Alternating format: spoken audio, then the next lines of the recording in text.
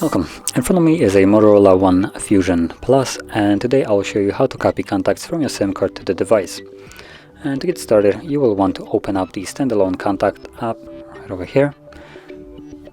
And from it, you want to tap on the three bars, go to the settings where you will see an import option. Once you tap on it, it will bring up two different options, so you can import it from the VCF file or SD card. We're going to go with the SD card.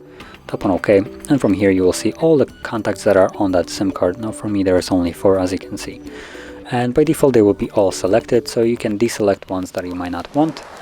And once that's done, simply tap on the check mark to accept it, and it give you the X amount of contacts that have been imported. So if you go back, you should see them right here, and that is how you would import contacts. If you found this very helpful, don't forget to hit like, subscribe, and thanks for watching.